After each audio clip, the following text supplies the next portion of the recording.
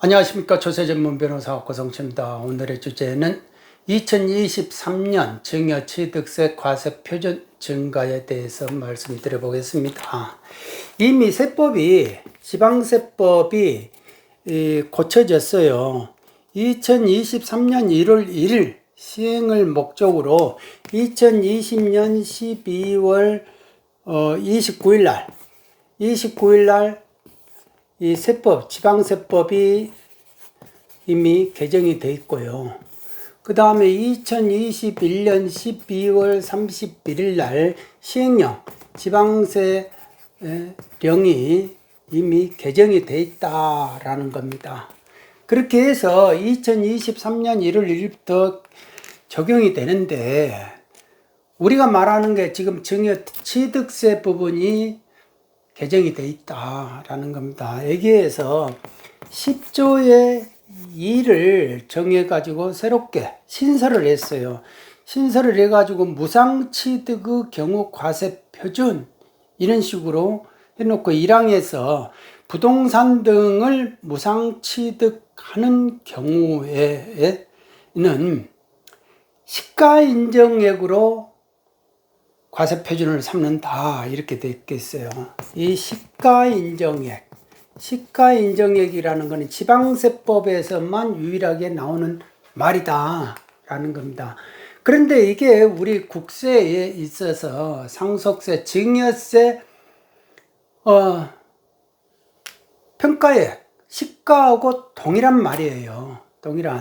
그러니까 매매가액이 있으면 매매가액, 유사매매가 있으면 유사매매가액, 감정가액이 있으면 감정가액, 그 다음에 수용가격이 있으면 수용, 공매가격이 있으면 공매가액, 그걸로 하겠다 이거예요. 그걸로.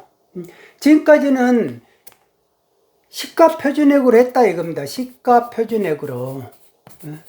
시가표준액으로 했기 때문에 누구나가 그냥 뭐 지방세 취득세는 뭐 그렇게 큰 부담 안 되지 했는데, 이렇게 돼버리면은 이게 국세급이 돼버린다 이거. 취득세가 계산을 해보면 그렇게 나오더라 이겁니다.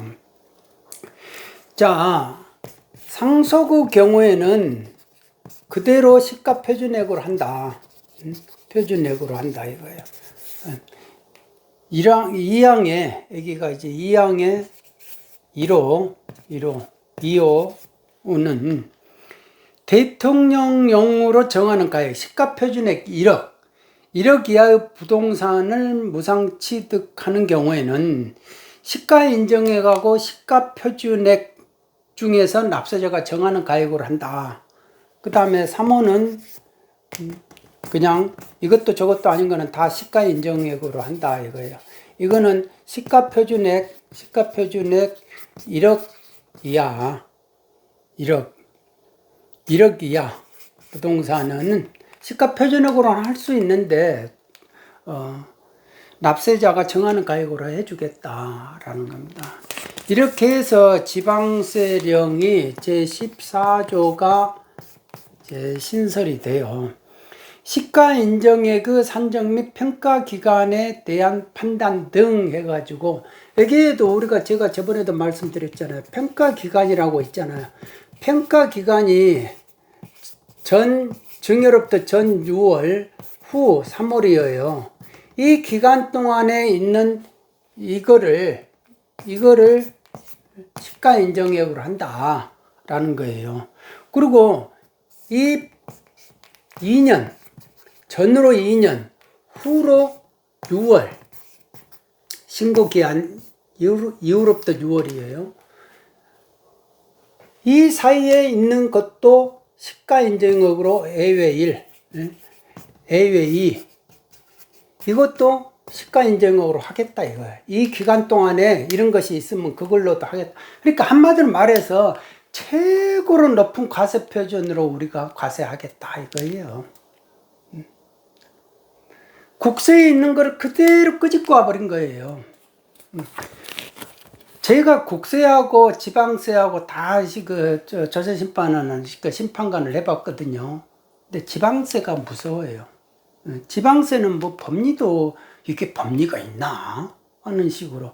법리가 생기는 시점이 지방세 기본법이 2011년인가 그때서야 만들어졌다니까요. 지방세가. 그 전에는 나는 이렇게 본다 이렇게 해버려가지고 해버리니까. 그런데 지방세가 이제 국세 따라간다니까요. 국세 따라갈 정도로 이제 그렇게 막 과표가 올라가 버리면은 부담이 엄청날 겁니다. 한번 계산해 볼까요?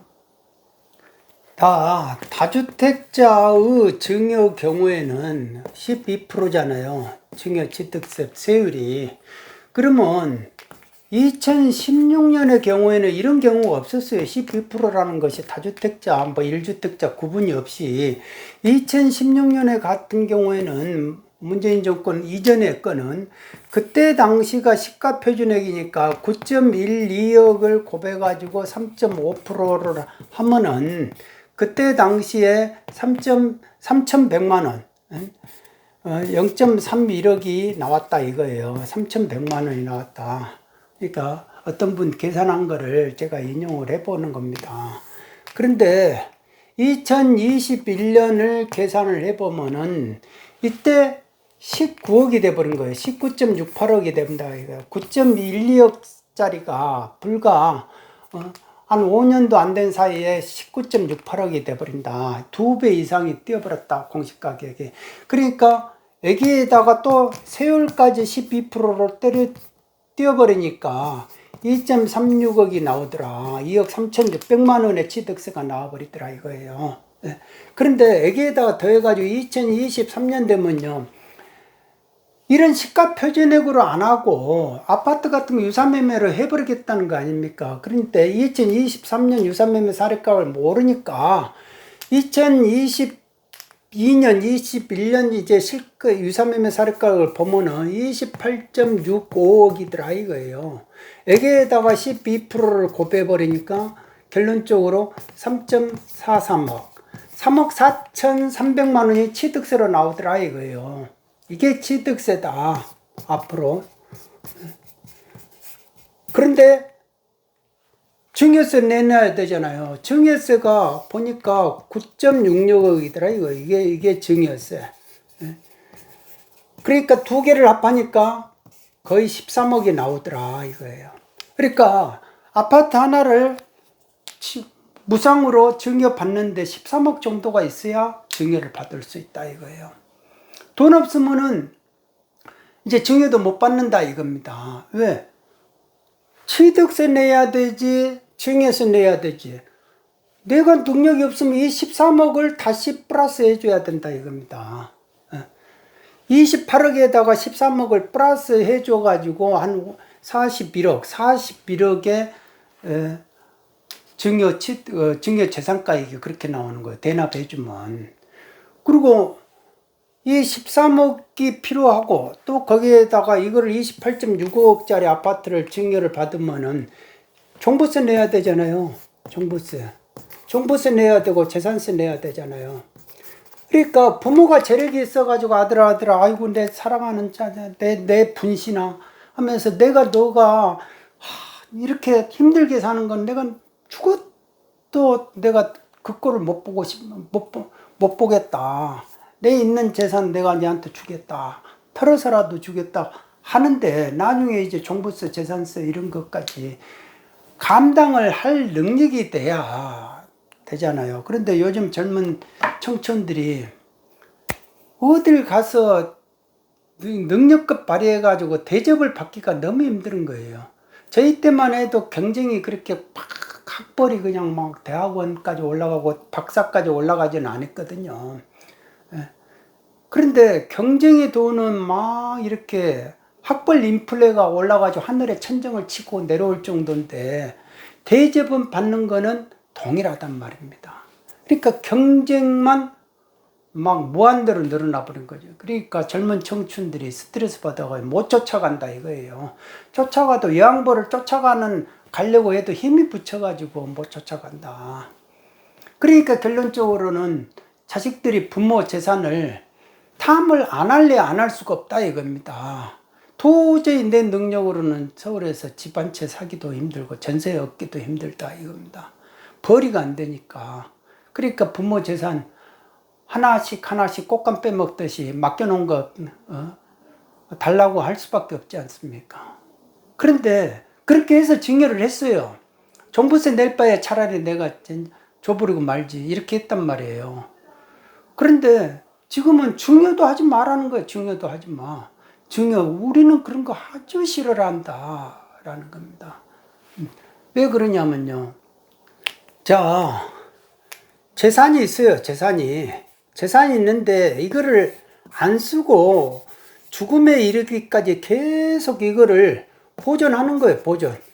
그야말로 보존하고 있는 거예요. 쓰지를 못하니까 제발 좀 쓰세요 해도 나는 금금전략해가지고 쓰지를 못해 하면은 계속 재산 못 쓰면은 여기까지 오는 거죠.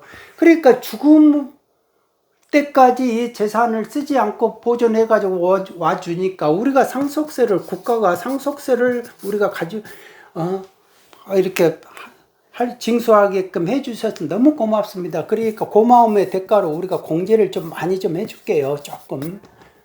증여보다 많이 해줄게요. 라는 거예요.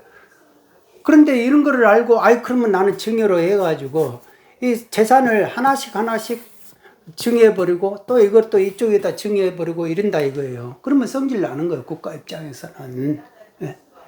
성질 나는데 하겠다는 걸 어떻게 막을 수는 없잖아요. 그러니까 증여세는 내라. 그러면 증여세는 내라. 그런데 이 증여세도 안 내고 하는 사람들이 있으니까 좋아. 그러면 한번 보자. 이 상속에 대해서 내가 여기까지 10년치를 가지고 한 번씩 훑어버리겠다라는 겁니다. 제척기간은 15년이니까 내가 볼 수 있는 한도까지 보겠다라는 거예요.